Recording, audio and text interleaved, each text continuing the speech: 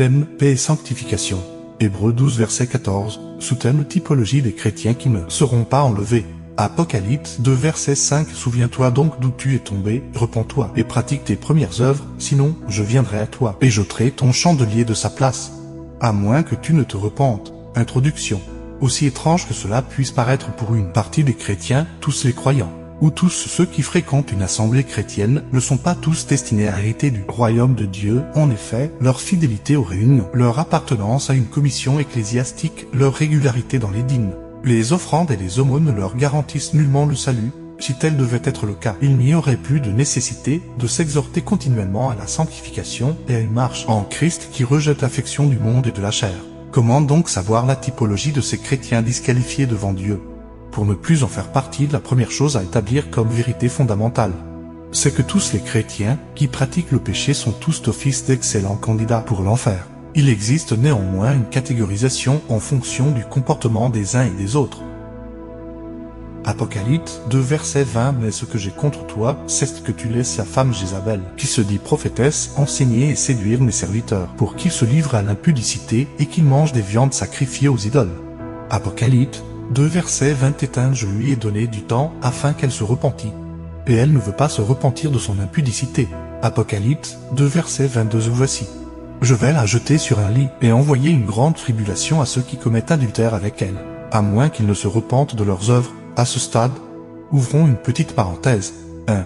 La femme Jézabel représente une fausse doctrine présentée dans l'Église comme la parole de Dieu qui conduit les serviteurs et enfants de Dieu à une vie légère, une vie d'impudicité, une vie conforme au monde. Elle représente également la partie de l'assemblée chrétienne qui s'est corrompue à cause de cette doctrine. 2. Les viandes sacrifiées aux idoles. Ce sont les faux enseignements rattachés à la doctrine de Jézabel.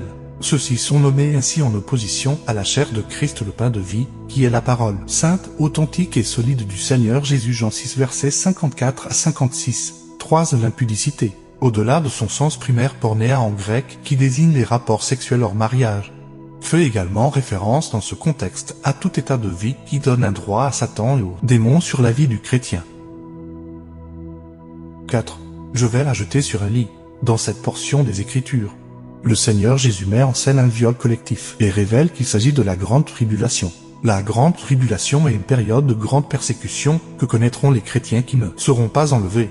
Durant cette période, tous les démons que des chrétiens avaient tolérés dans leur vie prendront pour certains des apparences physiques et pour d'autres posséderont les païens qui auront accepté la marque de la bête. Ils abuseront alors au sens propre et figuré de tous les chrétiens disqualifiés jusqu'à ce que mort s'ensuive, ou jusqu'à ce que ces derniers renoncent définitivement à Jésus. Toutefois, il est nécessaire de préciser que tout chrétien disqualifié qui meurt avant la grande tribulation n'héritera pas du royaume de Dieu. Nous refermons la parenthèse. Catégorie A. Les esclaves, les chrétiens mondains, les ignorants, les religieux. Jean chapitre 8, le verset 34. En vérité, je vous le dis, leur répliqua Jésus. Quiconque se livre au péché est esclave du péché. Au verset 35. Or l'esclave ne demeure pas toujours dans la maison. Le Fils y demeure toujours. Ce sont des membres de l'Assemblée qui n'ont pas vraiment compris le message et les enjeux de l'Évangile. Ils n'ont pour la plupart été formellement exhortés à une vie de sanctification et de renoncement à soi. Ils ne s'engagent pas vraiment dans la vie de l'Église. Ils n'ont pas fait de rencontre personnelle avec Jésus. Ils n'ont pas de vie de prière ou ne prient que pour leurs besoins. Ils ne s'intéressent pas à la méditation de la parole de Dieu. Ils vivent comme de bons païens. Certains ne tolèrent pas qu'on s'intéresse à leur vie. Ils veulent être libres de faire ce que bon leur semble. Ils participent à tout ce qui concerne le monde.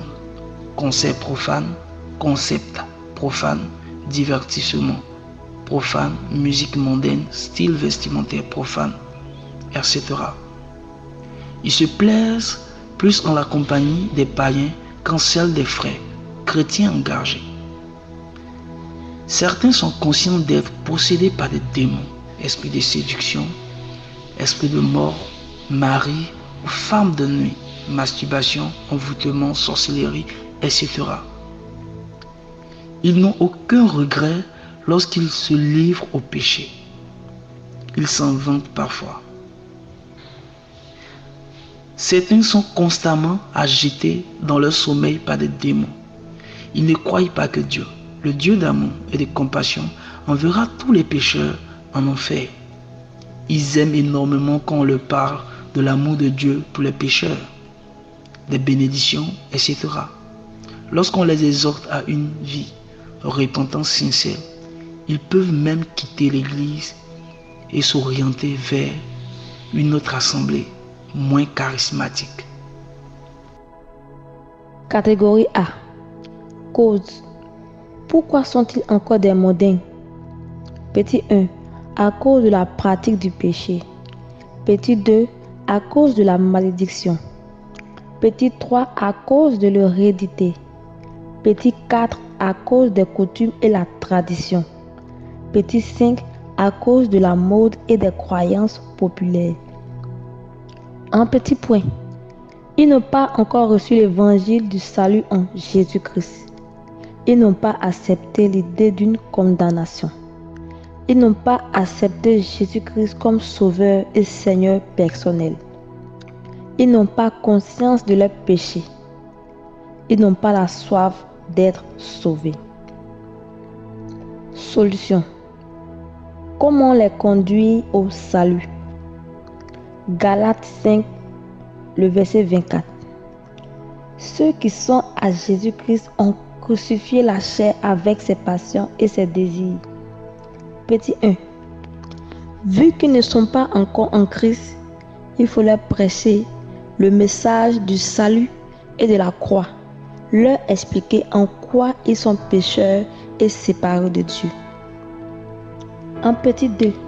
Il faut leur conduire à la repentance et à s'engager à marcher en nouveauté de vie avec Christ.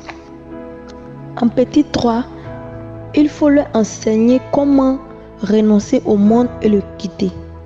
En petit 4, il faut chasser les démons qui les tiennent en captivité. En petit 5, il faut leur inculquer la culture de la prière et de la méditation de la parole de Dieu. En petit 6, s'ils ne sont pas encore baptisés, il faut les conduire au baptême et les intégrer dans un département de l'Église. En petit 7, il faut les suivre régulièrement et les encadrer. Catégorie B. Les influencés, les chrétiens charnels, les irrésolus. Luc 9 verset 62, Jésus lui répondit, « Quiconque met la main à la charrue et regarde en arrière n'est pas propre au royaume de Dieu. » Galates 5 verset 7, « Vous courriez bien, qui vous a arrêté, pour vous empêcher d'obéir à la vérité ?» Galates 5 verset 8, « Cette influence ne vient pas de celui qui vous appelle. » Galates 5 verset 9, « Un peu de levain fait lever toute la pâte. » Ces bien-aimés ont fait la paix avec Dieu par Jésus-Christ. Ils sont conscients du sort réservé aux pécheurs au dernier jour. Ils comprennent la parole de Dieu. Ils ont de la haine pour le diable et pour le péché. Cependant, ils tombent souvent dans le péché. Ils se lamentent devant Dieu à cause de leur faiblesse face au péché. Ils veulent s'en défaire mais n'y arrivent pas. Bien qu'ils n'aiment pas le monde, ils sont beaucoup influencés par lui, à la maison, à l'école, sur leur lieu de service, etc. Ils ne parviennent pas à assumer leurs convictions en Christ publiquement. Ils essaient de ne pas paraître trop différents des autres. Ils s'efforcent à lire la parole de Dieu, ils essaient d'avoir un rythme régulier de prière. Ils sont actifs à l'église. Certains ont des responsabilités.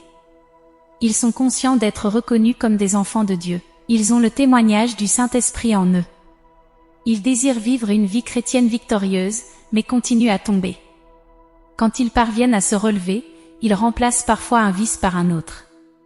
Il y a toujours une petite portion du monde qui s'attache à leur vie. Des sœurs influencées s'efforcent de ne pas tomber dans l'impudicité, mais se vêtissent généralement de façon sensuelle, elles ont des prétendants à qui elles ne renoncent pas vraiment. Elles sont courtisées mais ne savent pas dire un « non » formel, elles en profitent au contraire, et s'inventent des récits et des excuses. Ils se querellent facilement. Ils ne sont parfois pas tolérants, ils sont parfois médisants, orgueilleux, envieux, jaloux, menteurs, etc. Ils sont parfois animés d'un zèle amer. Cause. Pourquoi sont-ils encore des charnels? 1. À cause de leur manque de détermination dans l'obéissance à Dieu. 2. Parce qu'ils se sont relâchés à un moment de la marche en Christ. 3. À cause de l'influence de leur entourage. 4. À cause des défis sociaux. 5. À cause de la mode. Ils veulent juste être de bons chrétiens sans trop paraître enflammés. Certains préfèrent plus paraître engagés que de l'être véritablement. Ils ont peur de tout perdre à cause de leur foi. Ils ont peur du rejet. Certains ne se sentent pas aimés dans l'Église. Certains ne sont pas vraiment conscients de la gravité de leurs conditions. Ils se comparent parfois à ceux des catégories A et C et considèrent qu'ils ne sont pas les pires enfants de Dieu qui existent. Solution. Comment les conduire à la sanctification? 1 Corinthiens 9, verset 25.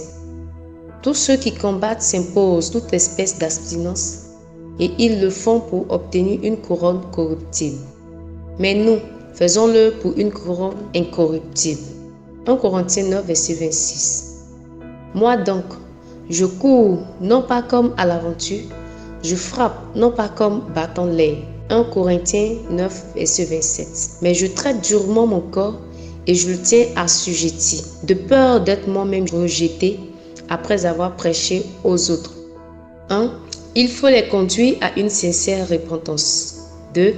Leur révéler qu'ils ne sont pas sauvés, quoiqu'ils soient utilisés par Dieu. 3.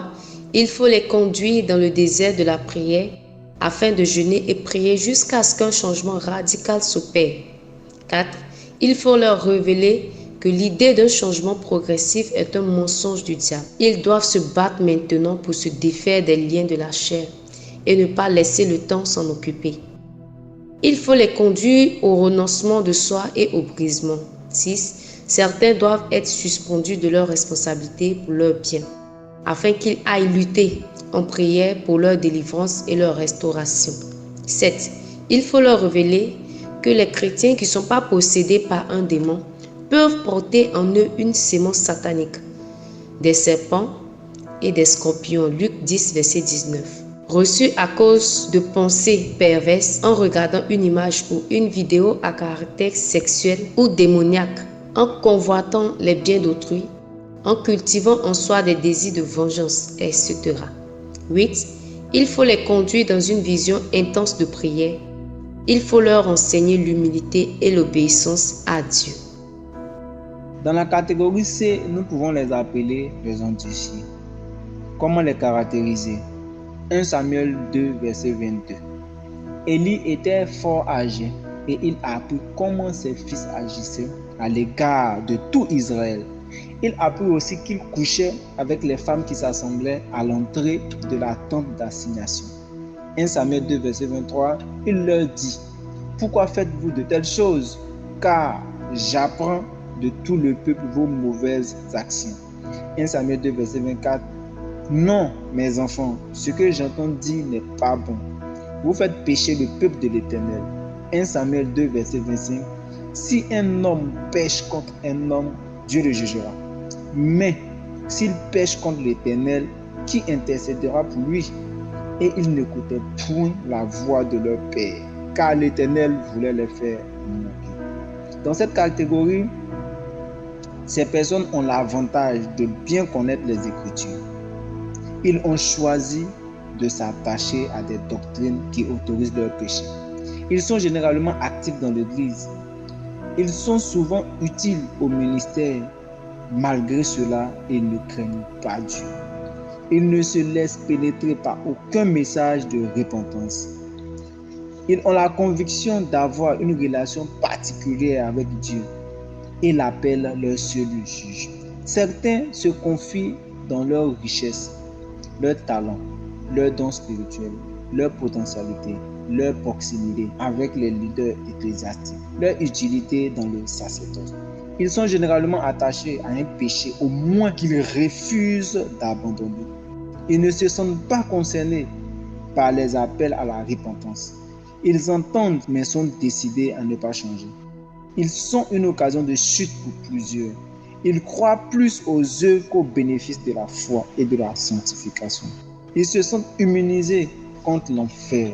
Certains constituent des clubs d'amis solides où ils s'exhortent mutuellement à demeurer sur la voie de l'égarement.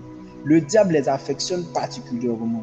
Ils lui sont utiles pour susciter le scandale dans l'église et pour séduire plusieurs. Certains sont tellement puissants qu'ils échappent aux réprimandes et à la sous-discipline. Dieu les aime, mais pourrait les châtier d'une mort soudaine s'ils persévèrent dans ce chemin de perdition. Certains n'écoutent presque jamais les prédications de consécration avec intérêt. Ils préfèrent manipuler le téléphone durant le culte. D'autres sortent se promener durant le message. Ils sont pour leurs uns de fins querelleurs, des hypocrites, des comploteurs, de fins stratèges, des ivrognes, des violeurs. Pour les autres, des impudiques, des adultères, des escrocs, des voleurs, des menteurs, des vantards, des pervers, des sensuels ayant une apparence de piété, etc. Catégorie C. Cause. Pourquoi sont-ils si endurcis? À cause du manque d'amour pour Dieu. 2. À cause de l'égoïsme. 3. À cause de l'amour du monde. 4. À cause de la séduction du diable. Ils entendent des voix intérieures qui les rassurent malgré le péché. Ils ne veulent pas mourir au péché. Ils ne sont pas satisfaits de ce qu'ils ont. Ils en veulent plus. Ils connaissent plusieurs hommes de Dieu de renom qui pratiquent des péchés similaires. Ils croient en des doctrines pernicieuses. Le diable les a investis sans qu'ils n'en soient conscients d'un pouvoir pour qu'ils demeurent dans leurs conditions de péché. Catégorie C. Solution. Comment les sauver? Matthieu 18, 15. Si ton frère a péché, va et réponds-le entre toi et lui seul. S'il t'écoute, tu as gagné ton frère. Matthieu 18, verset 16.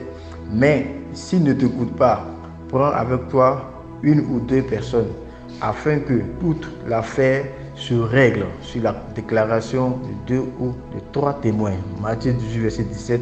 S'il refuse de les écouter, dis-le à l'église. Et s'il refuse aussi d'écouter l'église, qu'il soit pour toi comme un païen et un publicain. Il faut les parler ouvertement de leurs péchés et les exhorter à la repentance. 2. Il faut insister, les exposer si nécessaire. 3. Il faut les porter en prière jusqu'à ce qu'ils soient transformés. 4. Il faut les suspendre de leurs responsabilités et les amener en retraite spirituelle pour rechercher l'Éternel. 5. Il faut utiliser la sagesse du prophète Nathan face au roi David pour les confondre.